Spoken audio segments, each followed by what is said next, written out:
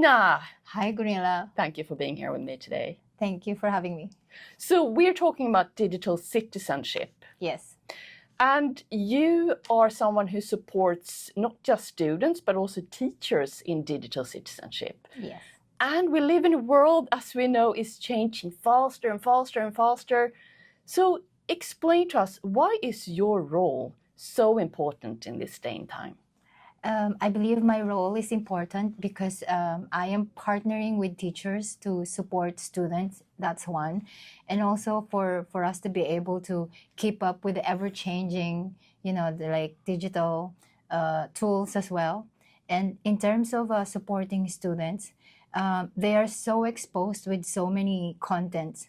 If they're not able to communicate the information properly and it's lost in the way where they are using these tools to just have fun or to manipulate visuals, for example, as that's more of the contents that we are seeing.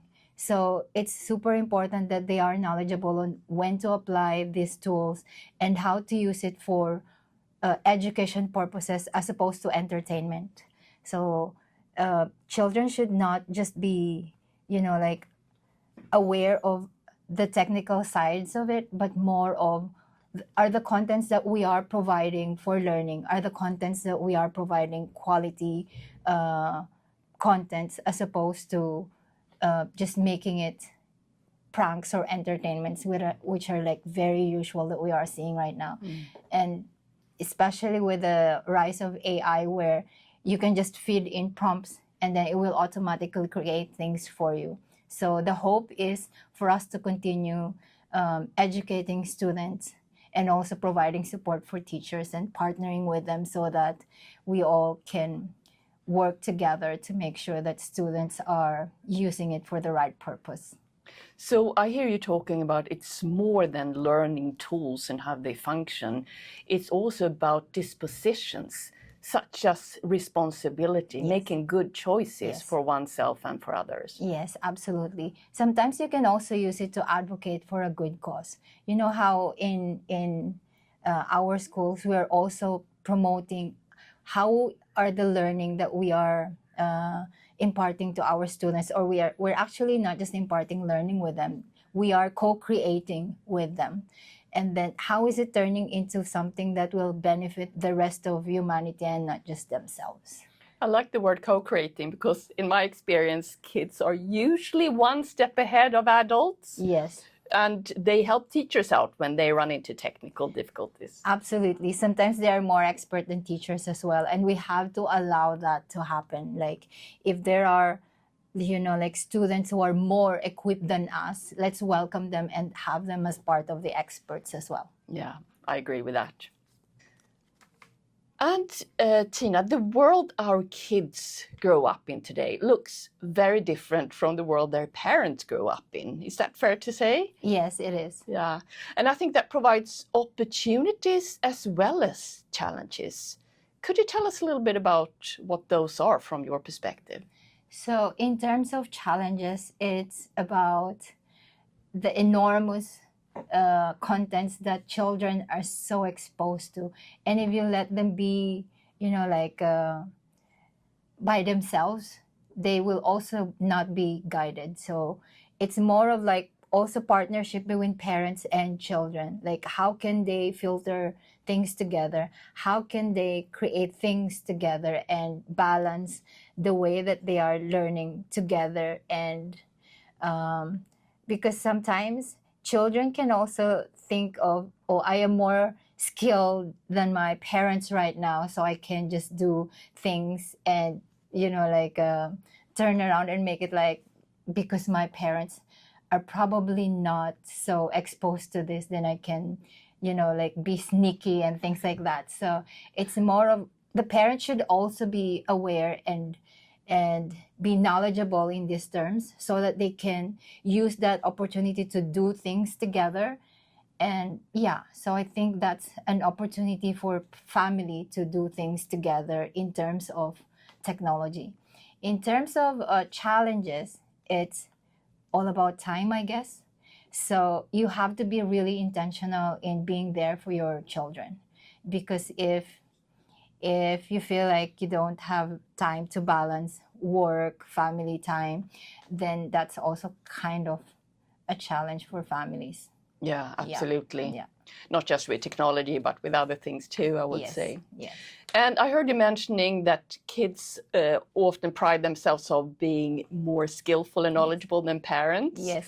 And something I hear parents say a lot is when they apply some kind of software to block their kids on certain platforms in order to protect them.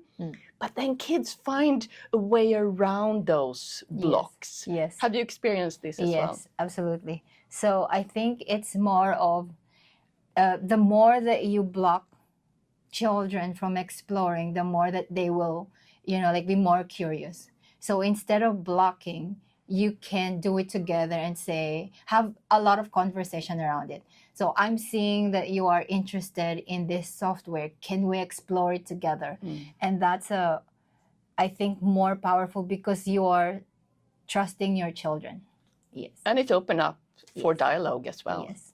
Fantastic. And they will also be able to see that this is, like having conversation that this might not be appropriate for you yet. Then they will, like have that decision together. Yeah. So we talked about parents' perspective, and I know that many parents worry about their kids being online. What are some things parents can do to protect their kids? Just like in school where we co-create essential agreements, it's also a great practice for parents to do at home. Like some of the things that could be, how much time are you going to spend online? What are the resources that you're going to be using? Could be set up between parents and children. So if those are like things that are created together, instead of imposing rules and children will be like breaking it because they are like imposed by parents. These are the things that I want you to do, 1, 2, 3, 4, 5. But if it's co-created with the children and the parents, having like say into the agreement that they will follow together. For example, checking like how much time are you going to spend to do your homework, for example, if there are. How much time are you going to spend for entertainment, and what kind of contents are you going to be exposed to? That can be, like a setup. Like, when you're setting up boundaries as well, so that you know that these are the things that we are allowing our children, and these are the things, the timing that they can be using these devices. I think that will help in setting up like agreements in the house as well. Yeah. I like how you use the term agreements. Yes. Because that indicates it's a partnership between kids and parents. Yes, I agree. Because if they're like just told, I'm telling you to do this, then it's more of like, where's my voice? And most of us like to operate in that way, even if we're adults. Yes. I know you meet a lot of parents, so I would like you to share with us, what is the most common question you get from parents, the most common concern, and how do you respond to that? One of the questions that they ask is like, how much is too much? Like, how much time do I give my child to be online? Which content am I going to allow my child to be exposed to, or to, use at home? And so when I get those questions, I'm like, first of all, it's like, what's the age of your child? One thing that you have to consider. Also do some research, like there are a lot of resources that are available for parents. For example, Common Sense Media will have like, you can filter what age group your children are, and then the contents that they should be learning, whether it's literacy, numeracy, and other tools that can be useful for learning. Even entertainment piece like movies or series that they can watch that are for educational purposes, you can also make use of that. And also, so being more aware of what's supposed to be the contents that is appropriate for your child is one thing.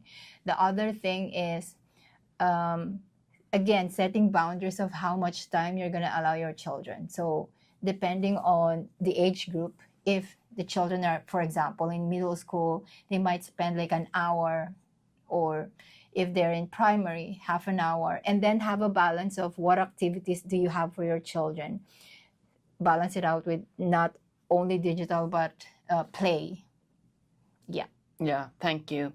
And as you say, there are a lot of websites that can help and guide parents. Yes. We're going to put some links to some of those websites below. Yeah, I remember you shared a lot of parenting websites as well. Yes. Earlier with me last Yes. year. Yeah. And they're helpful because content, as we know, is constantly changing and evolving, and it's hard for most of us to keep up. Yes. So if you tap into an expert, that can be helpful. So that kind of segues us into my next question for you. You work in an area of education that is changing so quickly. I mean, it's not like mathematics. Maths, I would say, is also changing, but 2 + 2 has equaled 4 for a long time. We can't say that about your area. True. How do you keep up? So there are several ways that I keep up with the ever-evolving contents in media and digital as well. So one is I use social media to make sure that I keep up to date. One is LinkedIn, for example, where we have a network of educators, leaders, coaches who are sharing contents around AI, around software that are in demand for learning and leading, and so those things. The other thing is being like constantly looking for contents that are related to my profession. For example, as an educator, as a leader, as a coach, what are the things that I would be needing to keep myself like constantly learning? So I think the clue there is more of, am I constantly learning, or am I stagnant with what I know in the past? So like how we are teaching children how to learn, we also should be a model of keep learning from every person that we are actually meeting. So for example, even during lunchtime, I'm learning from you, like experiences that you are sharing, not just what you have learned, but more of your experiences and making connections from your past experiences, your current, and what would you like to learn more about. Yeah, thank you. And it's really about making those connections with the people around you who in these days are not just in your physical environment, but also online. Yes. So you create those communities that support you. Yes. That's beautiful. So Tina, here's another question for you. Yeah. If you had a magic wand and you could transform education in any way you wanted in terms of technology, what might you do? I'm doing this in my magic wand so that I can visualize. I'm visualizing students as partners of teachers. I'm visualizing students as being able to also lead and not just participate as a consumer. It's more of them partnering with everyone in the school. It's also an open space where if there's no level anymore, it's like maybe I'm in grade 5, but I'm also learning with middle school students or high school students, because there's so many things that I can work on and with that's not limited to I'm just a grade 5. So that label of having them, in segregated into levels, I think that should not be the case 10 years from now. They should be more open to, we can actually collaborate and learn together. And then there are things that a 10-year-old child can learn with and from an 18-year-old DP students, for example. And if 10 years from now that can be, you know, like break. It's like we're putting barriers to students and limiting them when in fact they have so much more potential than we are giving and allowing them. I completely agree with that. That would be so cool, actually, if we can provide much more flexibility from the structure that schools and education find themselves in. I wonder if technology could actually be an opportunity to make this happen, because it's provided us with different ways of connecting with each other, not just in real time, but also we can make recordings such as this one and go back and respond to that. Exactly. I think few years from now when you see this, you'll be like, oh, we had a conversation about that, and then see how different it is like a year or two from now, or maybe 5 years down the line. Yeah. I look forward to that. Thank you. So my last question for you, Tina, is do you have any big takeaways you wish parents focus on, or any final messages? Yeah. So as a parent, I believe it's super important that you spend time with your children. Be there for them, like have some quality time, have a balance of spending, play together, watch together, learn together. I think that's the most important piece that you can do with your children. Just be there for them, and you know, like have a balance of learning and not imposing things, because there's so much potential that your children has, and you can also learn from them for sure. Absolutely. You know, as you were sharing that, I was reminded of when I asked my sons to show me how to do gaming. And I was really, really terrible at it. It's not my thing to do gaming, but just as an invitation to parents that try it out, because your kids love teaching you stuff. And I think you'll be amazed about what they can teach you.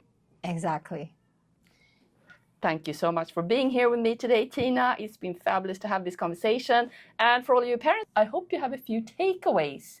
And if you have any questions or comments, please share those below. We'd love to hear from you. Bye for now.